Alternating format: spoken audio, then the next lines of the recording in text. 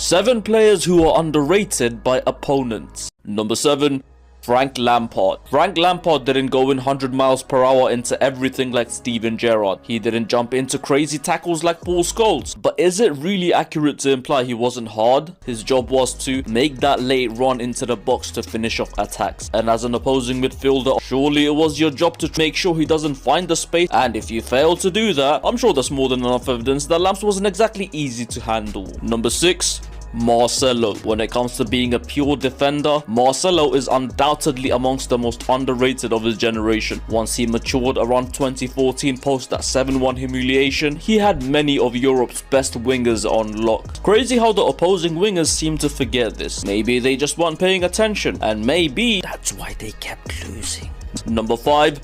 Park Ji-sung. Park Ji-sung is truly the player for the big occasion, with his performances directly against names such as Cesc Fabregas, Andre Pirlo and Steven Gerrard over the years, helping him gain a cult following at Old Trafford. Which is why it is a tad strange that not many of the men he's marked out of matches of monumental magnitude this millennium have spoken about him being a tough opponent. Number 4. Angel Di Maria. Players who are usually underrated by opponents are ones who don't leave an impression as far as taking them on and leaving them for dead. Well, Di Maria did that, and did it more so than ever in the big games. And yeah, I genuinely don't think I've heard one player ever say he was their toughest opponent. Number 3.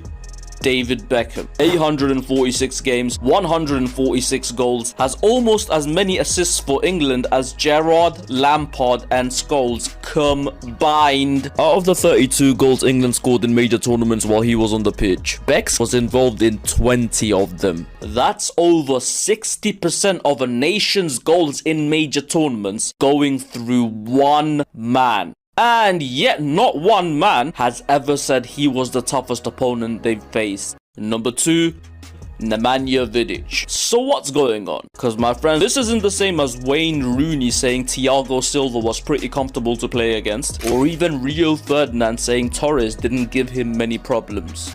Vidic was called an easier opponent by Agbon Lahore and Gary Taylor Fletcher. The man who marshalled the best defense in the league to the title, captained the biggest club in the country, has been deemed as light work by a guy whose last 3 clubs were Accrington, Llandudno and Bangor City. Number 1.